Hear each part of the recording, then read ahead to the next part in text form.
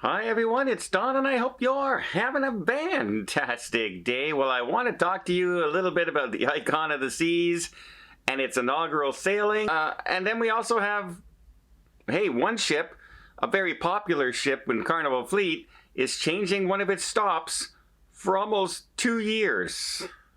That's right, 2 years.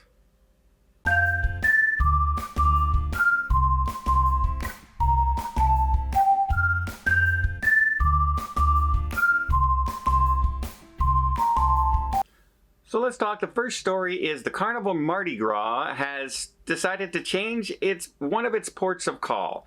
Starting in December of 2022 all the way through April of 2024, the Carnival Mardi Gras will no longer be stopping in San Juan, Puerto Rico, and will now be standing at Nassau in the Bahamas.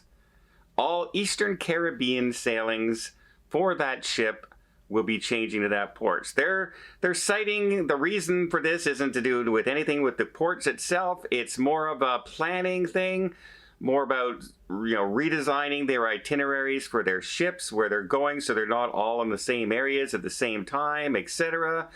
It will be a much smoother trip as they reorganize their fleet to with the opening of everything now, right? Everybody's starting to reopen. We have Australia reopening now. We have Canada wide open again.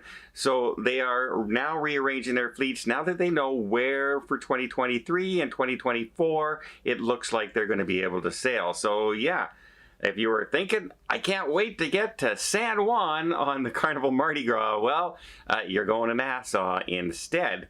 Some more good news if you're looking at booking something a little further away. 2024, that brand new Sun Princess, a Sphere class ship. That's right, all new design inside. They have a suite area on board, which is the first for a Princess Cruise Lines fleet. They have an all new entertainment venue on board, all new shows. It's set sail, its inaugural sailing on February 8th in 2024. I'm on that sailing as of now. We'll see what happens. Who knows if it's going to be canceled, right? The inaugural sailings tend to be canceled lately on a lot of cruises, so we'll see if that one continues.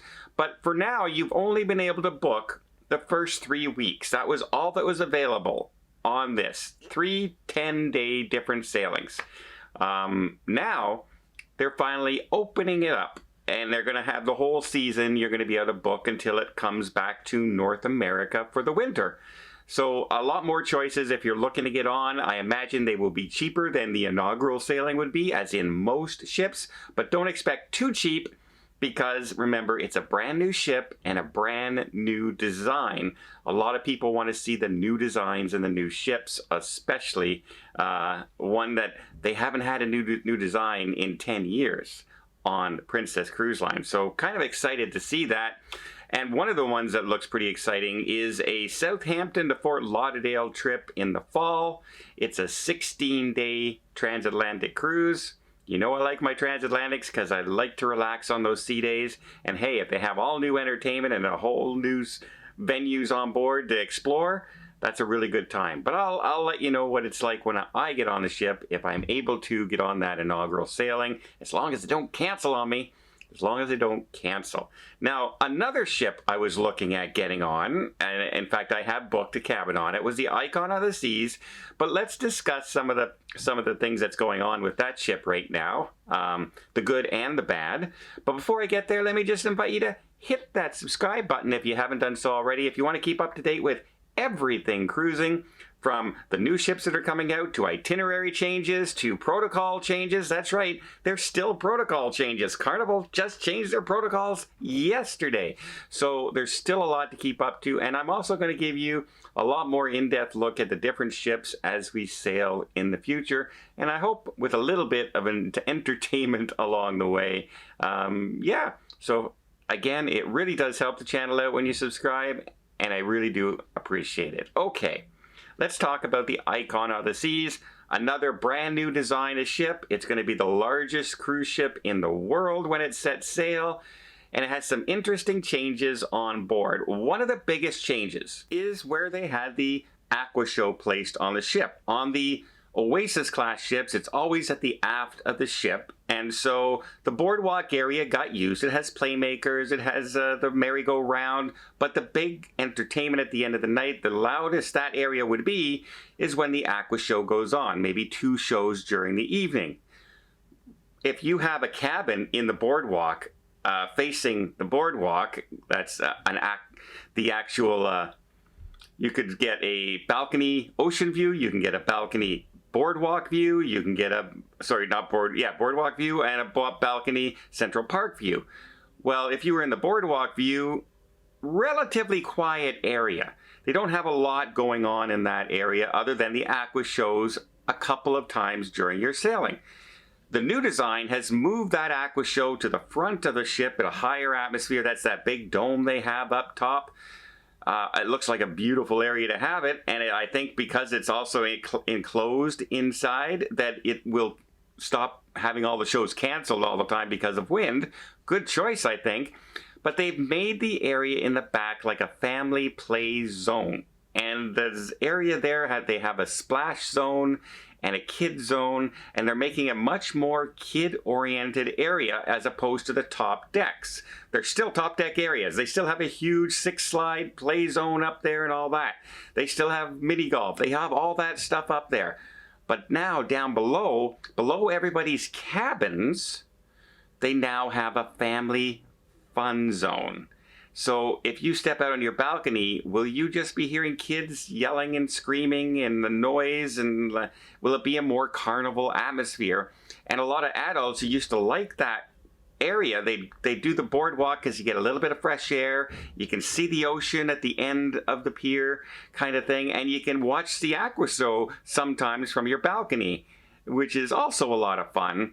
However, now the Aqua Show is gone, and you now will be able to see the ocean, but you're going to be hearing all the children and the splash zones and things like that. A lot of people are saying, I don't know if I like that. We don't know if we like that.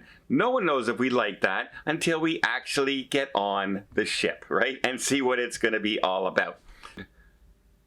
I had the opportunity to book the balcony cabin, and when I was looking at it, it would have come to, $8,000 to $10,000 plus insurance for a regular balcony for a week. As much as I wanted to be on the inaugural sailing, by booking it 3 or 4 weeks later, I saved almost 50%. I think that's a smarter choice. And we all know the problems ships often have on the inaugural sailings. And I decided, I had my 2 ships, right? I have the Sun Princess and I have the Icon of the Seas. Well, the Sun Princess has all new entertainment and dining and things, but it doesn't have the slides, the flow riders, the sports courts, the ice skating rinks. It doesn't have any of that. So there's less to get ready on the Sun Princess for the inaugural sailing than there is on the Icon of the Seas to get ready. So if I'm going to give one more time to get ready, I think I made the right choice. We all remember what happened when I went on the Wonder of the Seas, and the Aqua Show wasn't ready, the theater show wasn't ready, the lots of things weren't ready yet when we got on board. And everyone loved the ship, but they were disappointed because the things weren't running. So let's give it some week. But that's a rough idea what it would cost you to get on that. Now, saying that, everyone was able to book on the 24th. Your deadline for paying the deposit was October 1st. October 31st.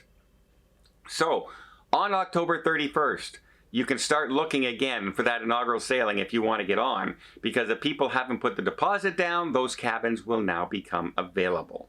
Or just go and put your name in for a wait list, and maybe you'll be chosen when people don't put that deposit and their booking gets canceled.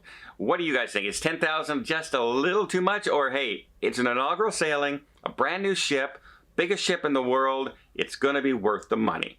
It all depends on your perspective. It really does. It all depends on how much you want to be that first person on the ship. Well, I hope you appreciate the video. If you did, please give it a thumbs up. Want to see more tips, more tricks, more travel vlogs from around the world? Hit that subscribe button. Till next time, have yourself a safe and a great vacation.